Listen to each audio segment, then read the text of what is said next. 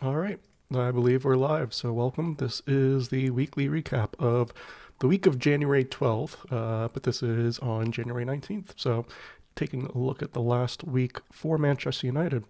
Uh, we'll just briefly touch on transfers. I really don't want to spend too much time on that whatsoever. Basically, in short, if you were curious about the transfer window as of this last week, there's been no activity or movement really. A lot of rumors surrounding Rashford, but nothing's materialized, and it sounds like he's probably going to end up staying because the window's basically over. Let's be honest. So he's not going to go. He's still going to continue to be a problem. He's still going to create drama around the club, and we just have to accept that for the second half of the season, unfortunately. Casemiro, there were some rumors there. Nobody's come for him. Anthony, nobody's coming for him. Basically, everybody that you would want to go or needs to go, nobody's approached. Garnacho and Manu have been listed. It sounds like maybe Garnacho, there's some promise there of him leaving. Maybe Xerxes going. Who knows? But again, no real definitive leads on that. And again, nobody looks more likely to leave than they are to stay. And that's that. That's really, we're just going to end that because I don't think it's really worth covering. Otherwise, there's just, again, been no activity. I'll turn that on too. There we go. Look a little bit better. I also just came out of a shower, so my hair's wet. It's kind of drooping here. Just ignore it. Anyway. Yeah, so that is the transfer window. Let's talk about two matches this week. One was Southampton, and then the one that just wrapped up not that long ago against Brighton. Southampton match, absolutely abysmal. Terrible performance. We got the result in the end through an Ahmad hat trick in the last 12 minutes of the match. And the performance, though, from the team, even Ahmad himself included, was atrocious. It was slow, it was lethargic, it lacked quality, there was no conviction, there was no creativity. It was just poor from the back to the front. There was not a shining star on the day that you could say, you know what, he played well while everybody else didn't. You could make that argument, right, that Ahmad was that just because of the goals contribution, but I'm not somebody who excuses a 90-minute performance for contributions in a moment. He had three of them, granted. It's not like some of these players that score a goal and it's like, oh, he's the best, he's man of the match. Like, no. He played for shit 90 minutes, played shit for 90 minutes, but he wasn't actually that good, right? On any other day against any other team, that performance wouldn't have been good enough and that result wouldn't have materialized. And so I'll put it that way. And that's on the back of two relatively decent performances at Liverpool and Arsenal. And I say relatively decent performances. They were performances where we showed up and had a little bit of aggression, had a little bit of organization, a little bit of hunger, desire, determination, energy.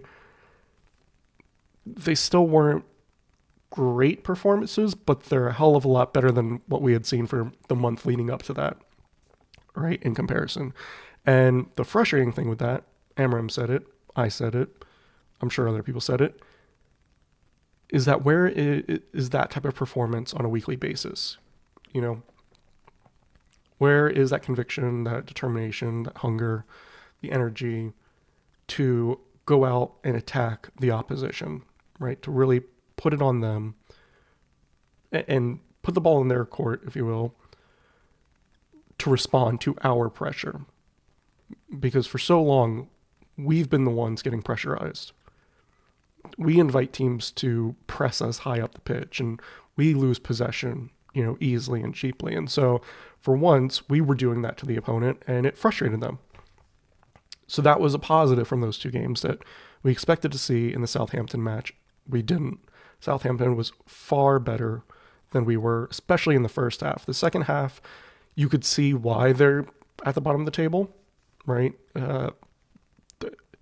It's not for a lack of quality, it's for a lack of focus, I should say, for Southampton. I think when you watch the performance, even on a weekly basis, and I think that's probably also the frustrating thing for Southampton fans, is that on a weekly basis, their performances aren't bad, but there are just key moments that allow the opponent into the match and to dictate it. And that's kind of the Southampton, of course, that we came up against naturally, is that they were the better side because we were also just the worst side. But then it's a 90-minute match, 98-minute match, whatever. But they lacked the focus in the dying minutes to see it over the line. And so that's the only reason we came back in that. However, that's not the case against Brighton today. Brighton, we were hoping that the Southampton match was a bit of a fluke, that, okay, Arsenal and Liverpool, that's the new standard. Southampton was a fluke. Hopefully we'll see that same determination, grit, energy, etc. from the Liverpool-Arsenal match in this Brighton match, because we know the quality of Brighton. We know they're going to be energetic. We know they're not going to let us really control the ball comfortably for the full 90, right? Unless we're exemplary with the ball in possession, which we know we're not.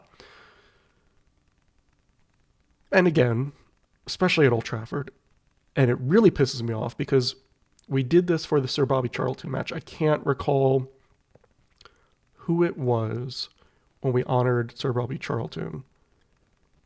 Part of me wants to say Brighton, but I don't think that's right. I'll have to figure out who it was. But we did the same thing in the Sir Bobby Charlton match, where it's a day where you're supposed to be honoring a club legend who has given so much for the club. And we were lethargic and slow, turgid, poor in possession, poor out of possession, right? Like, that match was appalling. So I was really hoping today wasn't going to be a repeat, right? It's, okay, we've had some okay performances recently. Now this is going to be a memorial match for Dennis Law. Show up, right? Show why you play for United. Play for the badge. And the players, again, couldn't do that. Just Brighton came out of the gates, bright and early, high intensity, the energy that you expect from a Brighton side, right? I mean, I don't think you could ever really criticize Brighton's performance because they always give it their all, right? You can never say that they didn't put in the effort in a given match. They might have been beaten out in a given match, but very rarely can you say they just lacked the energy or the conviction. So it's never for a lack of effort. Whereas, on the other hand, when you look at United, it's a complete lack of effort. People are lazy, people are sloppy, people are unenthused. There's no anger, I feel like. There's a lot of frustration, and so I'll try to differentiate what I mean by that. There's no anger fueling a response. There's no anger that kind of morphs into a rage, that morphs into an energetic performance, right? There's no channeling that anger into something positive. Whereas the players are frustrated because either they themselves lack the quality, or the players around them lack the quality, or the focus, or the discipline, and they're frustrated. And so rather than express that outward into a performance, they compartmentalize that and take it inward and retract into their shells and just shrivel up and allow the opponent to control the match. And that's what we saw again today, is we were just second best everywhere up and down the pitch. The only saving grace was the penalty, and it definitely was a penalty. Let's also just clear the air there. That was like something out of a wrestling. I mean, he just jumped up, grabbed Xerxes by the head and slammed him to the ground. I mean, no ifs, ands, or buts. That's a penalty all day. And an orthodox penalty, sure, but a penalty nonetheless. It's not soft. I saw some people saying a soft penalty. Get out of here with that. But that was it. I think we ended the game with one shot on goal, maybe two. I think there was maybe a Xerxes effort late on that was blocked. I don't know how that was registered. But effectively, for the majority of the match, that was our one and only shot on goal, was the penalty. Nothing from open play. And it's funny because another fan channel just yesterday put out a video about Rasmus and how a lot of fans are criticizing Rasmus when there's been a long history of let me chooses. I'll probably stick with the same word. I'll say ineffective strikers, but not poor strikers at the club for many years.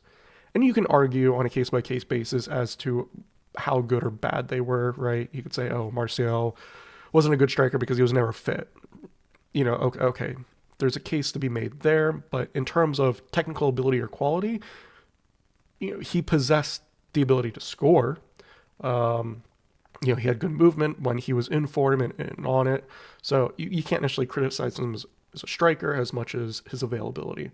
I digress. I won't go too deep down that rabbit hole because a lot of what was said in that video I don't want to just regurgitate here. But the response from that type of video is appalling to me. So many fans still do not understand the situation at the club. They sit there and say Rasmus is the problem. He doesn't have the hold up play. He doesn't make the runs. His positioning is terrible. This and that and the other.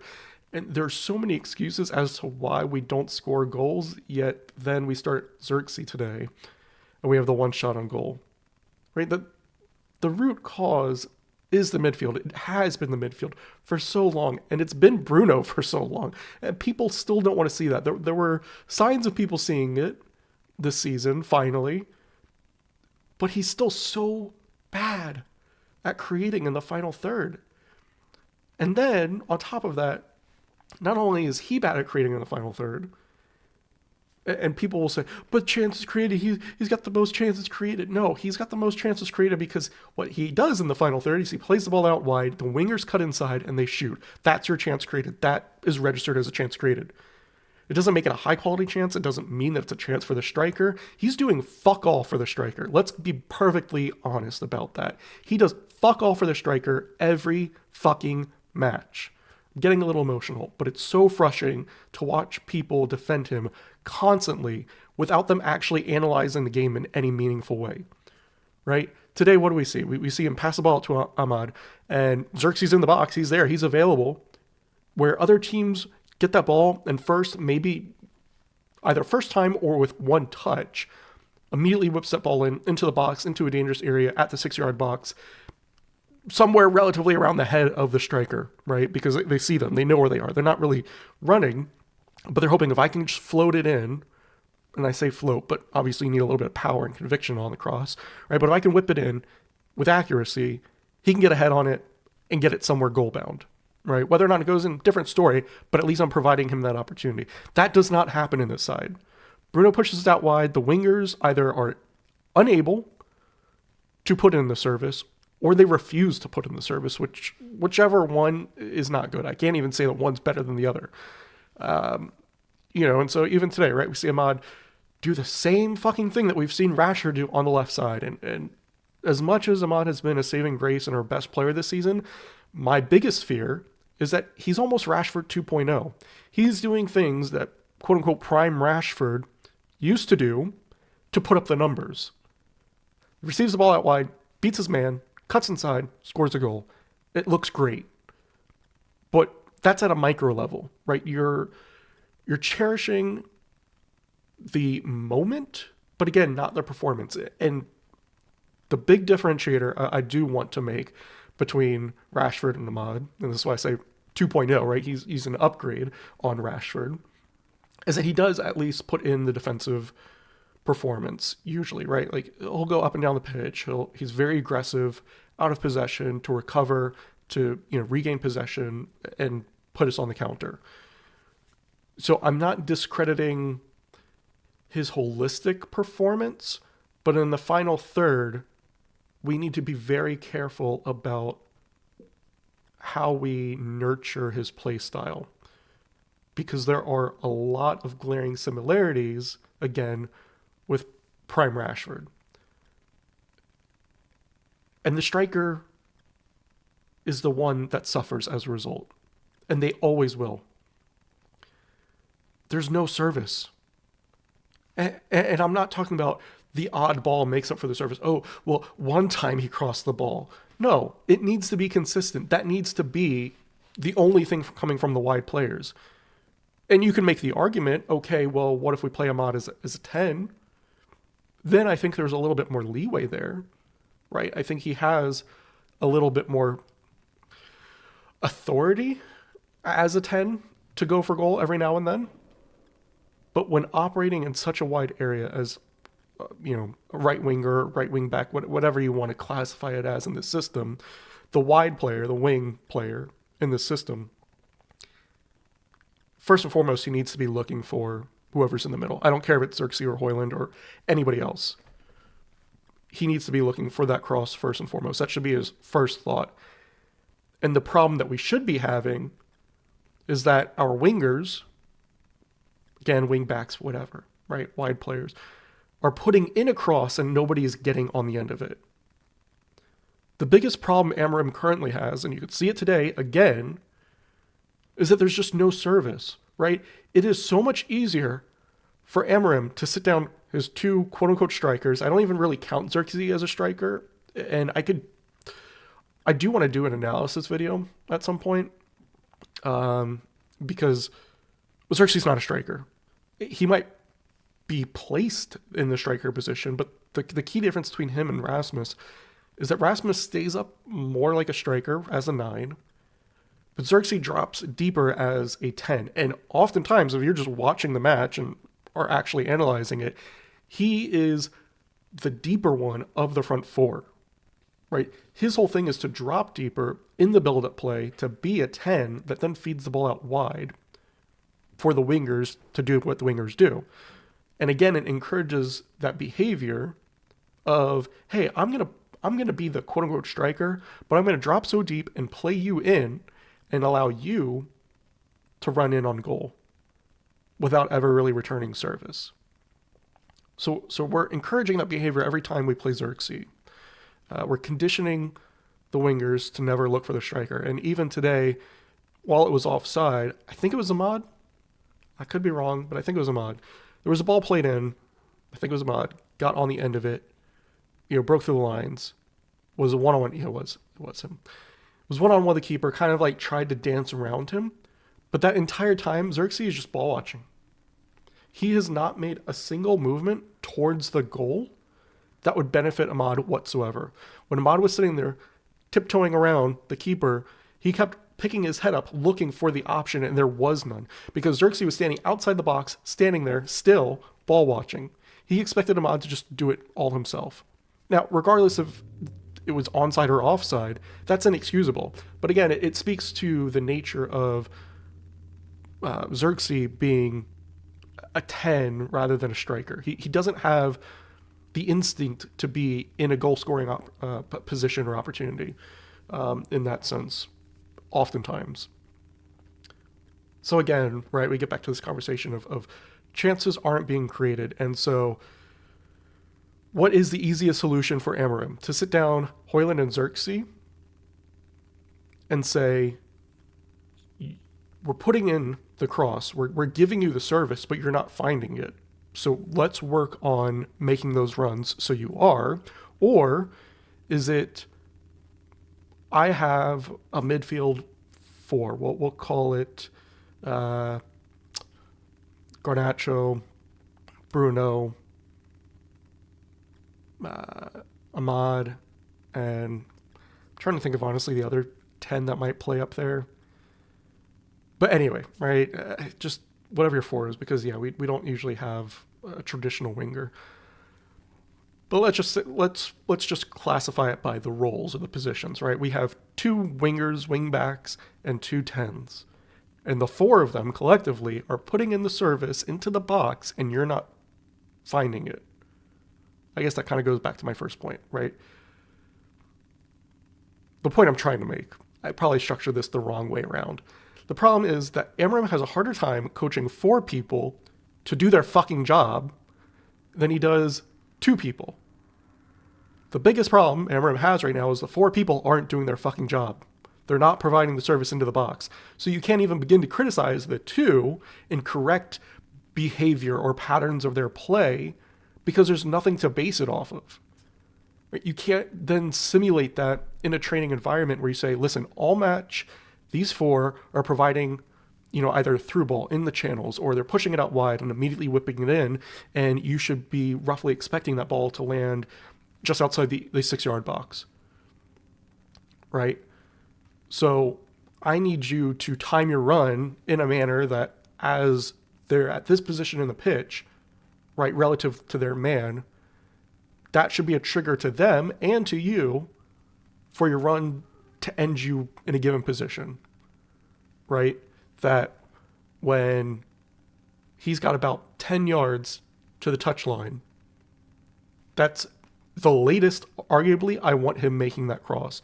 Because at that point, the next 5 yards are for him to stop, retain possession, and recycle it if he can't get it off. But so at that point, that should be the trigger that I need to make my run because either this ball's coming or it's not. And if it's not, that's okay. I can get back into position. But if it is, I need to end up here.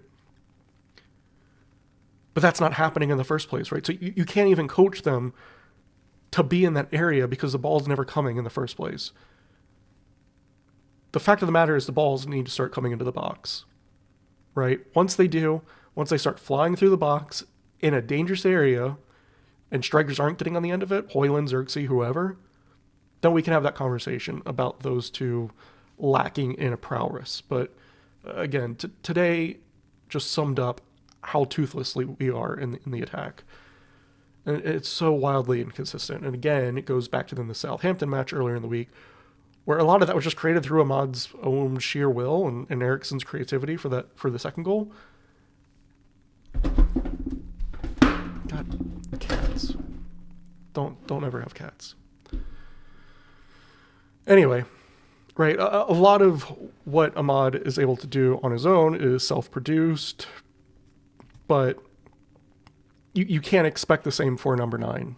That's just not their natural role or position on the field to do that, right? They are relying on the 10 players behind them. If they have their back to goal, then I guess in front of them, but behind them to get the ball up to that area, and we cannot. Yeah. What was the end possession today? I don't even know. For some reason, I want to say it was 70% at one point in the second half. Like it ended up being 52% in our favor. That does not, I don't know, doesn't really pass the eye test. It wasn't quality possession, let's put it that much. But I think second half it was 70% Brighton, which again is definitely when they killed off the match. But yeah, the quality just isn't there to retain possession and to work the ball into a meaningful area consistently. So that's really disappointing. The other really disappointing point of the match too, that for some reason people weren't picking up on in live chats, and I really don't understand this. I don't understand what people are watching. People were saying that Maguire was having a good game. He was not. Again, I need to do an analysis about Maguire too. He was so detrimental to us today in a way people don't fully realize. It was a shadow shit performance that needed more calling out. And people weren't, either because they're, I don't want to call them too stupid, they're too ignorant, or maybe lack the knowledge in that area of the pitch to know exactly what he was doing and how it was hurting players, or they just wanted to focus on other areas that they felt were more of an issue, which is valid, right? If you want to say there were other areas of the pitch that were more of an issue, that's valid. But so much of what Maguire was doing in defense off the ball was atrocious. When you look at that back line, yes, we have the back three, but he was sitting 2, 3, 4, 5 yards deeper than your own Delict. And what that does is it invites pressure in the wide areas, right? You already have a back three. People call it a back five. I mean, the 3-4-3 system is fluid in that regard, right? You can call it a 3, you can call it a 5, you can call whatever you want. But the fact of the matter is that with Maguire sitting so deep, it invited pressure from the wide areas for players like Matoma, who we know are threatening, to make diagonal runs off the ball into those channels between defenders and give us problems. And we saw that time and time and time again throughout the match. And it's because Maguire is slow and because he's afraid to play high up the pitch. And we saw this even under Erik ten Hag, When Erik ten Hag wanted to play a high line, we couldn't with Maguire. And so the defense had to drop deeper to try to match his line, right? Because he forces you, every time he wants to retract into his shell, it forces those on either side of him to also take a few steps back to keep that line, right? Because you want to keep that line, that consistency of, okay, we're all going to step up or step back together, right? Everything has to be done as a unit. And he breaks that unit when he's afraid. And because of his lack of pace, and because honestly, it's very strange to me, there are times that he reads the game well, but there are also times that he reads the game very poorly. Like, he is very slow in the transition. He's decent when more compact, right? When they've had possession around the box for a little bit and he's a little bit more embedded and he has players around him and everybody's kind of in their shape, he's usually a little bit better, and that's his comfort zone, right? He wants to play in a more compact team that just sort of defends deep, right? Like, he doesn't want to be pushed up high. There goes that. I don't know if you can hear that. Sorry, but not sorry. It's feeding time for the cats. But I digress. Anyway, so because of his positioning, again, he's inviting those diagonal runs from the wide areas, which is where Brighton killed us. And it was persistent all match. It wasn't even just in those moments. It wasn't even, oh, in that moment he stepped up or stepped back or mispositioned.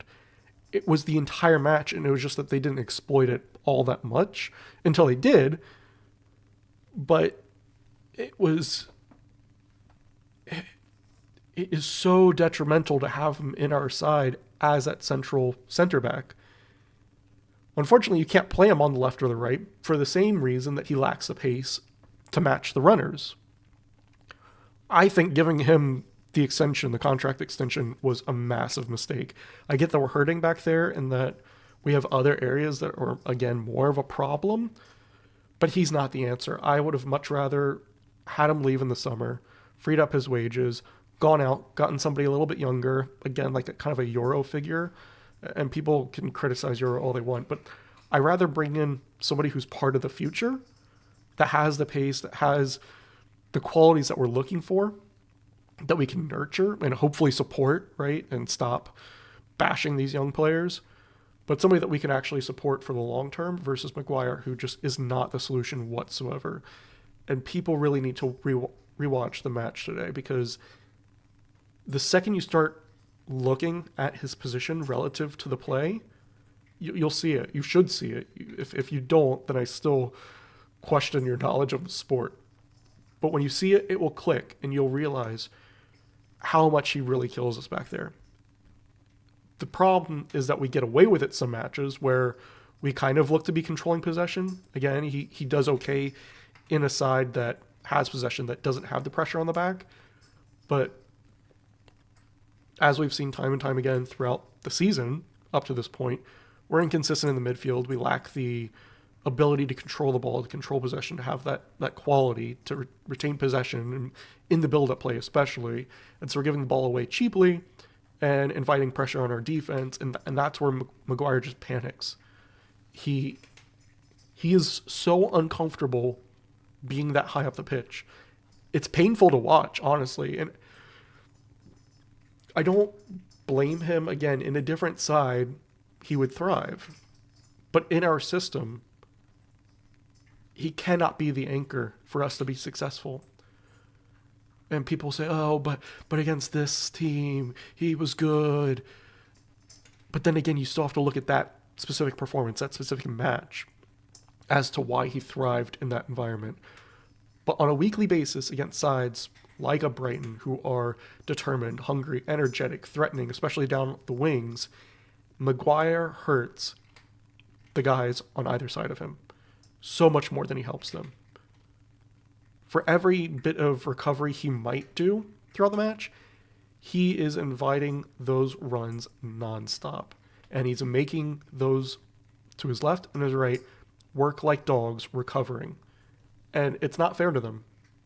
Like, I feel genuinely bad when I watch De Ligt out there running like a dog, recovering. And it's because of Maguire most of the time. Not exclusively, I'm not saying that replace Maguire, you fix the whole back line. But what I am saying is that if you had somebody else who could play that high up the pitch comfortably, people would be so much more relaxed in the back because they know, okay, we're all going to play a flat line.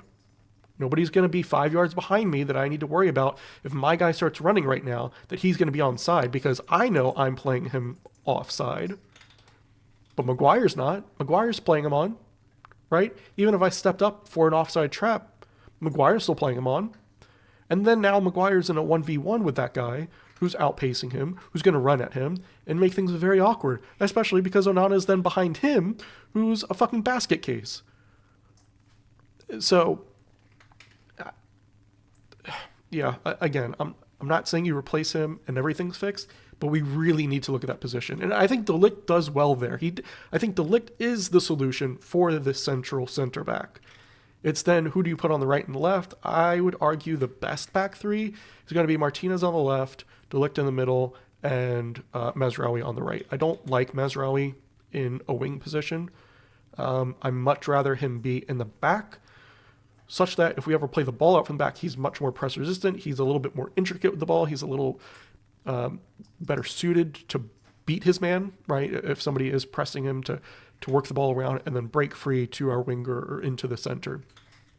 So I really like that component of his play. I think while he does add value down the wing, I'd much rather just have a true winger who is able to get back and help defend, but is also able to put in a quality cross in the final third. So that's where I am with that. Again, Martinez has the height issue. I don't know how much of an issue it is. We've seen that exploited a few times this season. We got away with it against Southampton where I forget the guy's actual height. It's 6 something compared to Martinez's 5 something. I mean, there was a massive height difference there where I don't know why he's marking him, but he is, and we got away with it. But yeah, so I think that's one area where Martinez might struggle, but in terms of being able to play on the left, I think he's better suited for that. And then, of course, you need to address left wing back, right wing back, or left wing, right wing, again, however you want to call it in the Amram system. Because, again, I would prefer to have a more attacking player that can play defensively than a more defensive player who can't really attack in the first place. So that's the Maguire issue. Onana, I won't beat a dead horse because, I mean, again, he's been atrocious. Today was just kind of summed it all up. Very poor. He's not aggressive in the box. He doesn't come out and claim the ball. He doesn't challenge it well. Even when he does, he's not, there's no conviction behind it, right? Like when he punches it away, it's not really of quality. It kind of comes back into a dangerous area. We saw him today go to ground, lay out for the ball, didn't wrap his hands around it, didn't get anything on it, just played it into the path of the Brighton player to score. Doesn't play it out of the back with his feet well. Rather than play out from the back comfortably, he just boots it down the field, in which case we never win the first ball, and we rarely win the second ball, so we just turn over possession anyway. The guy is ineffective, and he just needs to go. I don't think he will anytime soon, but enough is enough. I get being critical in the first season. We saw that even with David De Gea, where his first season wasn't great. But he was scrawny, right? Like, we criticized David De Gea for not having a good first season because of his age and because of his build. He was younger. He was scrawny. It was the Premier League. There was a lot of physicality that he wasn't used to. He had to kind of bulk up and get stronger to really evolve into the player that he became. Onana doesn't have that excuse. Onana is like stocky, but I question how built he is behind that. I don't know. But anyway, he's not scrawny by any means. So he should have the ability to fight and challenge for the ball in that area. And if he can't, then it should be drawing a foul, right? At the very least, he should be challenging for the ball in a way that if he's not convincingly getting on the end of it, then the ref generally looks at it and says, well, that's a foul because he challenged for it. It was taken out by the player, ball Manchester United. But yeah, he's a problem. Bruno is still a massive problem. I forget if I already touched on him, but he just doesn't make the right pass at the right times. Everything about him is it's so bad. so many years people have been propping him up, and yeah, I think I did talk about it briefly. But yeah, just I'm so tired of his performances. You can't show up against Liverpool and Arsenal and then become a ghost every other match. And that's true for everybody in the team, right? Again, we put in a decent team performance in those two matches, and since then have looked terrible. Before that, looked terrible. But again, when you talk about creating in the final third, still so much of that is from Bruno, and just leadership isn't there. He's whinging. He's petulant. He's not the type of leader that you really want in a side, and you can see it that when things aren't going United's way, and this is where again we get into anger versus frustration. He gets frustrated, he starts whinging, and every player around him starts mirroring his mannerisms. Right? Like there's a call, Bruno starts flailing and screaming and shouting, and then every player around him is also throwing their arms and shouting, and I get being upset at a particular call. But we've adopted this response because of Bruno. Right? He's the example. And it's not acceptable. You need somebody who's a bit more gristled, who is a bit more resilient, who has the mental fortitude to be upset, to be frustrated, but then channel that frustration into anger and that anger into energy and a response. And we do not get that. So yeah, it's disappointing. I think I'll call it there. That's probably enough ranting. I'm not going to get into every single player and rate them. Again, everybody was poor. Xerxes was a little less poor, but again, you can't even say compared to Højlund he was better because they're just two different players. One's a 9, one's a 10. And you can argue that, well, he starts as a 9, Amorim plays him as a 9. He doesn't play as a 9. Just watch. He doesn't. He drops deeper than the other front 3 or front 4 in the build-up. Defensively, he's a 9 because he will start the press higher. But in that transition, he's always dropping deeper to receive the ball. So, yeah. Him and De Ligt, I think, were the better of the players today on the pitch, but it was bad. It was very bad. And I feel really bad for Amorim that he doesn't look to be getting any reinforcements whatsoever in the January transfer window. And that is shocking. I get that we need to sell to buy, maybe, kind of. I mean, I hate that that's the case. But Ineos, it's on Ineos then to have a very serious conversation with some of these players. And I don't know, I can only speculate because their communication is so poor. It's been poor since day one, and I've said that since day one, that they needed to back Erik ten Hag in crucial moments, and they didn't. The moments that called for a response from them, they didn't. Their decision-making has been appalling.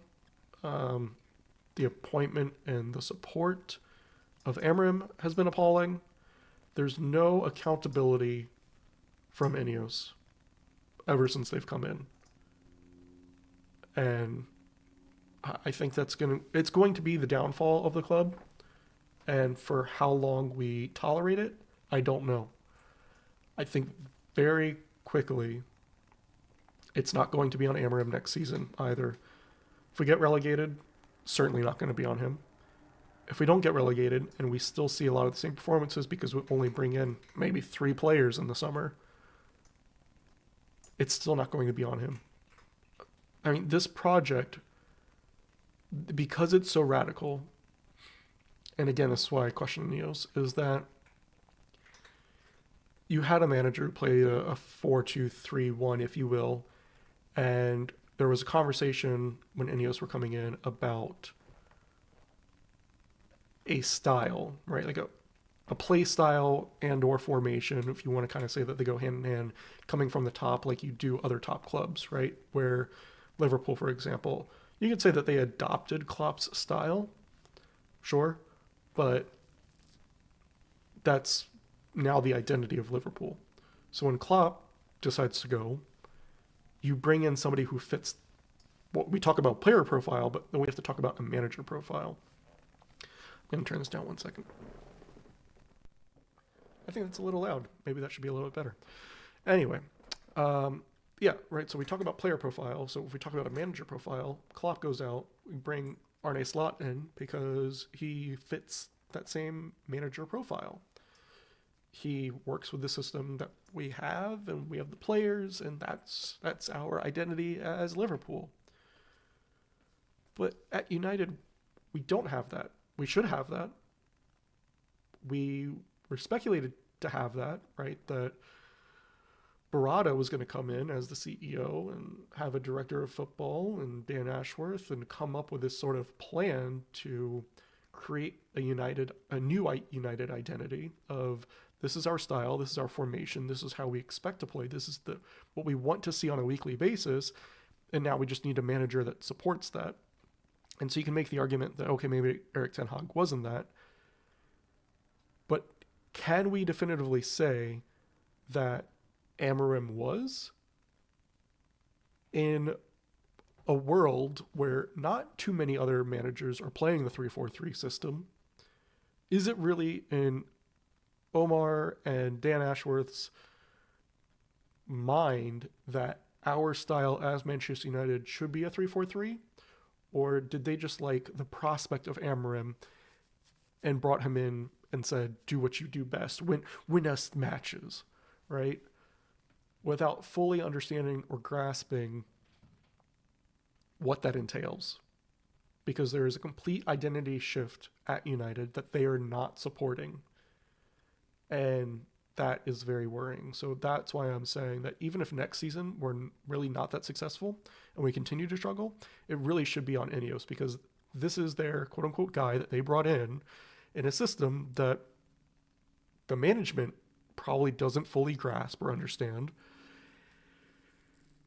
And so we don't have the players for it. I mean, the Amorim system alone requires, I'm going to say 3 to 5 years of a solid rebuild for it to really get traction. I would say after 2 years, I expect glimpses of it for things to kind of really calm down. I think after 1 year, especially with no January transfer window and only a summer window where we're still going to have to sell to buy, right? There's still many players who are still on contracts in the summertime that cost way too much, that aren't playing, and they're entitled to stay if they really want to. If they just want to collect a paycheck, they are entitled to do so. So yeah, the summer transfer window, I'm not that enthusiastic about. Even if we go out and get a player like Gyökeres, right, reunite him from Sporting with Amorim, as we just talked about, as I just talked about for a while now, the striker's not really the problem. So what does he really solve? Maybe he gives you some one-on-one performances where he does perform and, you know, he does have that bit of individuality to him to score. Okay. But is that going to carry us the full season? Probably not. You know, so we need to replace the midfield. We need to replace several defenders. We need to replace the keeper. I mean, there's still a massive overhaul. And that's just the starting 11, right? It's getting the signings and the quality in for the starting 11 to be effective, let alone for the bench to have the depth to be consistent throughout the entire season. And so that's why I'm saying 3 to 5 years. I think 5 is a little long. I'd like to think 4 is a little long. I think 3 is kind of that sweet spot of historically United really only dealing in the summer. So that gives you 3 transfer windows to replace, again, the starting 11. And that's where, again, I say that 5-year mark to get that depth, as well as maybe rotate some of the players that you would have signed in the previous years that just aren't working out, right, for it to kind of all click. And again, that's just to get traction. People say, we're going to win the league by 2028. That's bullshit. It was always bullshit. Whoever believed that for a second is delusional. And the person saying it should be fired.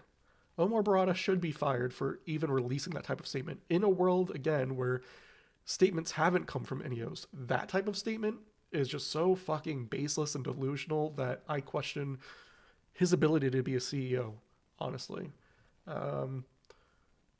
So yeah, 3 to 5 years at a minimum. Do I think Amorim survives that period? No.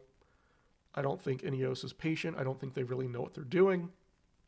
I want them out just as much as I want the Glazers out. And again, I've been saying that for a while.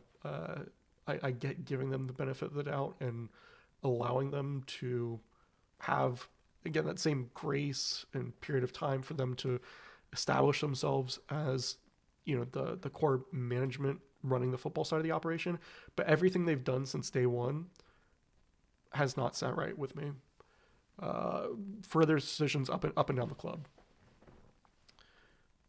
So, yeah, this isn't reactionary. It's just been something that I have held firm for a while now. Is that their decisions off the pitch in terms of how they're making cuts around the club, that's demoralizing, right? I mean, you see any business where there's that much of a downsizing, morale just drops. There's almost no point of recovery there. And the recovery comes after a management change, not after a personnel change. And Ineos is the management, is the management, whatever the proper article is there. It's not even an article, whatever. But Ineos, in this case, is the management, right? So they need to be replaced because they have absolutely demolished the morale around the club. The decision to go with a new stadium, can't say that maybe they had too many alternatives because of how the Glazers treated it all. But yeah, I haven't been convinced with Ineos, and just every single decision that they make seems to be the worst one.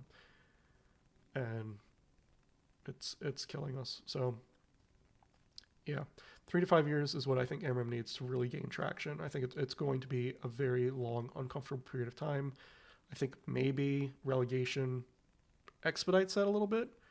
And I don't even know what really happens around that because we haven't been in this situation before. I don't know how you get rid of those players still because they're still on contracts regardless of, we're playing in the Premier League or the Championship. So what really happens? Do we just keep a massive wage bill in a lower league where the revenue is lower and then financial fair play becomes a thing, and then we still have to try to fire sell players, but we can't, and so we have to pay them out to leave? Like, that whole situation is very muddy. But we need to force players out in the summer. It really just needs to be that ruthless.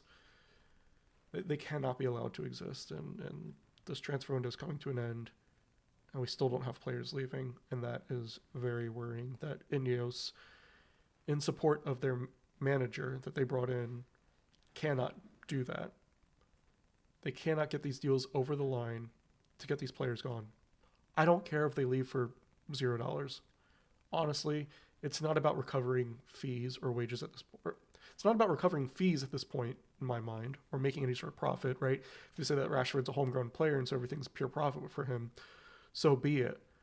Just get him out. He's bringing the culture down. He's distracting the fans, the news, / media, the players. Like, everything has been about him for the past month. Get rid of him. You'll alleviate the wages that he's on, massive wages, right? You can go spend 10, 15, 20 million on a few players to replace him, to support other areas that, again, they're probably not world-class players, but they're going to bring quality, freshness, energy, maybe some youth, lower wages, right? You could pay 3 wages very comfortably, much lower, for less than what Rashford's making right now. You could pay them $80,000, and even that's probably a lot. Say 50 to 60,000 for the 3 of them, 150,000 versus his 350,000. You're saving 200,000 per week. That's 800,000 per month. That's whatever. I'm not going to try to do that math, but no, I'm not going to try to do that math. But it's 2.4 million per quarter, so that is 9.6 million per year. I think that math checks out. I could be wrong. 9.6 though, right? So if you're saving 9.6 million per year, that's sizable, right? And that's just getting rid of one player and still bringing in 3 other players that provide options for the team. And this is what I'm saying. Just players need to go. We need a cultural shift / reset. I think Amram is providing the shift. Ineos needs to provide the reset. And until we do, nothing's improving. And that's not an Amram. So I'm 100% Amram in. I feel bad for him. I really wish he would have just stayed at Sporting until the end of the season, got his win, saw whatever success he was building, and then joined us in the summer, because Fact of the matter is, he's not improving the side between now and then anyway. And that's, again, not his fault. He's able to assess the situation, but it's still on Ineos to clear the deadwood. And nothing Amram does will support that. You know, he can't affect that change. That comes from higher up. So, very disappointing, very sad time to be a United fan. Nobody tuned into the live. That's okay. No views. Probably won't have any views, but here's hopefully to a little bit more regular content. I will try to do this on a more weekly basis. I can't commit to daily basis multiple times a day. I have a full-time job and many other side projects that I'm pursuing to try to keep my head above water. But I will try to at least commit to a weekly recap when and where possible. So if you do end up watching this at some point, I appreciate your support. And until next time, thanks.